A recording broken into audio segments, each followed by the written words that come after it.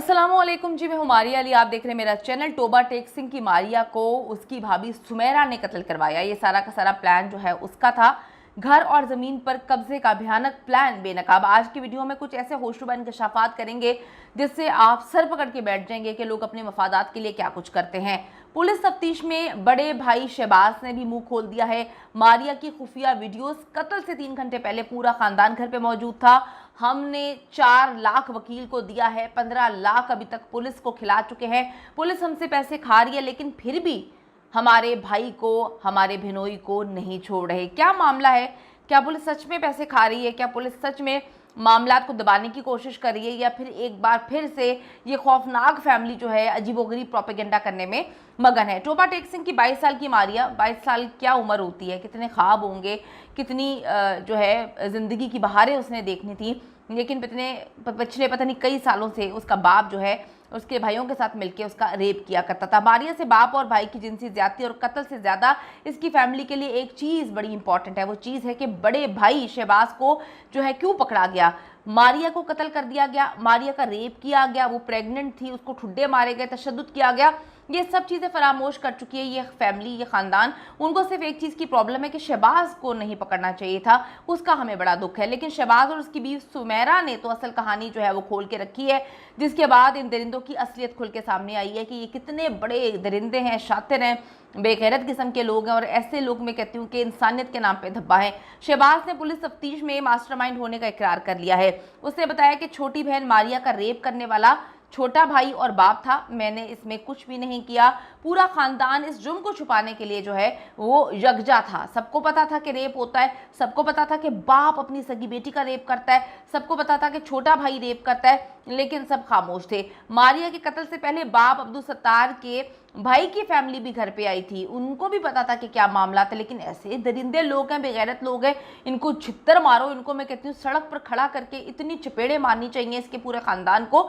और इन दरिंदों को सरेआम फांसी की अपील करते हैं हम। ये इतने नीच किस्म के लोग हैं कि इन्होंने रिश्तों के तकद्दुस को पामाल किया। सब ने मारिया को तसल्ली दी थी जब ये लोग घर आते हैं कि तुम फिक्र ना करो, अब तुम्हें कोई हाथ नहीं लगाएगा, तुम्हें कोई मारेगा नहीं, बस तुम पुलिस में रिपोर्ट ना करवाओ। यानी कि अब्दुल सत्तार का भाई भी आया था, इस बच्ची का ताया या चाचा जो भी था वो भी जानता था कि ये सारे मामलात हैं। उन्होंने आके समझाया था कि आपने रिपोर्ट नहीं करवानी। उस वक्त मारिया की भाभी सुमेरा ने बैठे बैठे प्लान बनाया कि मौका अच्छा है, इन सबको फंसा देते हैं और जायदाद अपने नाम कर लेते हैं। मारिया को रास्ते से हटाने का प्लान सुमेरा के दिमाग में आया था और उसने अपने ससुर और देवर को इसमें फंसाने की प्लानिंग की। यानी कि सबको फंसा दिया जाए, सबको मरवा दिया जाए और सुकून से जो है ये लोग आराम से बैठ के जो है वो ज़मीनें और जायदादें इन पर जो है कब्जा कर ले। अब होता क्या है, जिस घर में इतने साजिशी और गलीज लोग हों, आप सोचें कि वो कितने मक्कार लोग होंगे। जिसके बाद जी घर, ज़मीन, जायदाद, इस पर कब्जा करना था शहबाज ने और शहबाज की बीवी ने। शहबाज और सुमेरा ने मिलकर अब्दुल सत्तार को भड़काया और उन सब में, ठीक है, ये लोग एक चीज़ सोच रहे थे कि इतना भड़काएं कि ये मारिया को कत्ल कर दें। और फिर हमारी प्लानिंग ये थी कि सबूत इकट्ठे करें। इन्होंने क्या किया कि मिलकर मारिया पे तशद्दुद किया उस 3 घंटे में और उसको मारना पीटना शुरू कर दिया। ये सब कुछ सुमेरा की मौजूदगी में हो रहा था, बल्कि सुमेरा ही करवा रही थी इनडायरेक्टली। जब मारिया मर गई तो शहबाज ने एक और प्लान बनाया। उसने सुमेरा को कमरे में भेजा और इस बहाने के जी ये कहो जाके कि मारिया अभी जिंदा है। उसने जाके आकर कहा कि जी मारिया तो अभी जिंदा है, जिस पर शहबाज ने फैसल को कहा कि जाकर उसका गला घोंट दे, अच्छे से चेक करके वो मर गई है कि नहीं। ये सुनकर बाप अब्दुल सत्तार भी कमरे में आ गया। ये दोनों बैठे हुए थे। ये वही वक्त था जब शहबाज ने चुपके से बड़ी प्रॉपर अंदाज में वीडियो बनाई। जब मारिया के मरने की खबर फैली तो ख़ानदान को शक हुआ कि हमें तो पहले ही लग रहा था कि इन्होंने मारा है, लेकिन सब खामोश हो गए क्योंकि किसी और के मामले में कोई भी नहीं बोलता। लेकिन मारिया की बहन कौसर, जिसने गुस्ल दिया है, और शहबाज के ससुराल के जो लोग थे, उन्होंने मिलकर मारिया को दफना दिया, तदफीन कर दी। सबको पता था कि मारिया के साथ क्या हुआ। इन लोगों ने मुंह बंद रखा और मारिया की खून में जो लिपटी हुई लाश थी, खून में डूबी हुई लाश थी, उसके साथ इन्होंने क्या सलूक किया, सगी बहन ने क्या किया। मतलब बंदा और क्या कहे, इंसान इतना भी ज़्यादा दरिंदा ना हो। बहन पे से एतबार उठ गया है, वालिद पे से एतबार उठ गया है, भाइयों पे से एतबार उठ गया है। ये किस तरह के लोग हैं जो इतनी गंदगी सोसाइटी में फैला रहे हैं। प्लान के मुताबिक शहबाज ने एक हफ्ते बाद शहबाज जो है वो एक्टिव होता है, वकील के पास जाता है, मिलकर फैसल और अब्दुल सत्तार को पकड़वाने की कोशिश करता है। वीडियो देखकर वकील को जो है शक हो जाता है शहबाज पे कि भाई ये तो खुद 2 नंबर है, इसने लड़की को क्यों नहीं बचाया, एक लड़की को कत्ल कर दिया गया। शहबाज ने वीडियो बनाई, भाई बाप को नहीं रोका, शोर नहीं मचाया, पुलिस को नहीं बुलाया, बचा सकता था लड़की को मरने से लेकिन इन्होंने नहीं बचाया, खुद भी मरने में मारने में ये शामिल था।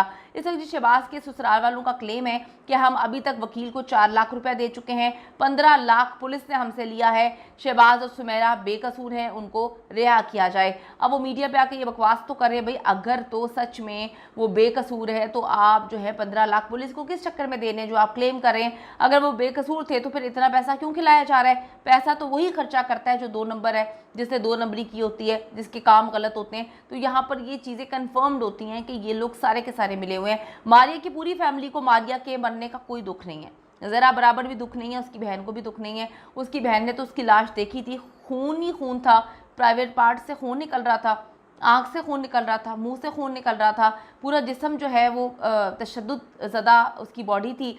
एक लड़की के साथ उसका बाप उसका भाई रेप कर रहे हैं, ज़्यादती करते हैं, लेकिन उसको बचाने वाला कोई नहीं। उसकी अपनी फैमिली जो है इन्वॉल्व है, उसकी बहन तक मिली हुई है और इससे लेना देना नहीं है पूरी फैमिली को। मैं तो बड़ी परेशान हूँ कि किस तरह के लोग हैं, ये कौन लोग हैं, इनके टेस्ट करवाए जाएं, क्या ये ठीक हैं, ये कौन से दरिंदे आ गए हैं, कौन से वैम्पायर आ गए हैं जो अपने ही जो है बच्चों के साथ ये सलूक कर रहे हैं। अपने पैदा की हुई बेटी के साथ कौन ये सलूक करता है? ये कहाँ के लोग हैं? उस बंदे को देखकर घिन चढ़ रही है, इस पूरी फैमिली को देखकर घिन चढ़ रही है। हुकूमत वक्त से मुतालबा करती हूँ मैं, वज़ीर आला जो है इस पर एक्शन ने एज सून एज़ पॉसिबल इनका जो है फेयर ट्रायल हो, इन दरिंदों को कैफरे किरदार तक पहुँचाने में अदलिया से अपील करते हैं कि हर हाल में इन दरिंदों को जो है कैफरे किरदार तक पहुँचाएं। इस तरह के नीच और गिरे हुए घटिया किस्म के लोग अगर हमारी सोसाइटी में रहेंगे तो यकीन करें इंसानियत में से तो यकीन ख़त्म हो गई होगा। कोई बेटी अपने बाप पे यकीन नहीं कर पाएगी, कोई बहन अपने भाई पे यकीन नहीं कर पाएगी अगर ऐसे दरिंदे जो हैं उनको कैफरे किरदार तक नहीं पहुँचाया जाता। घर और ज़मीन पर कब्जे का भयानक प्लान बेनकाब। आज की वीडियो में कुछ ऐसे होशरुबा इंकशाफात करेंगे जिससे आप सर पकड़ के बैठ जाएंगे कि लोग अपने मफादात के लिए क्या कुछ करते हैं। पुलिस तफ्तीश में बड़े भाई शहबाज ने भी मुंह खोल दिया है। मारिया की खुफिया वीडियोस, कत्ल से 3 घंटे पहले पूरा खानदान घर पे मौजूद था, हमने 4 लाख वकील को दिया है, 15 लाख अभी तक पुलिस को खिला चुके हैं, पुलिस हमसे पैसे खा रही है लेकिन फिर भी हमारे भाई को, हमारे भिनोई को नहीं छोड़ रहे। क्या मामला है? क्या पुलिस सच में पैसे खा रही है? क्या पुलिस सच में मामलात को दबाने की कोशिश कर रही है या फिर एक बार फिर से ये खौफनाक फैमिली जो है अजीबोगरीब प्रोपेगेंडा करने में मगन है?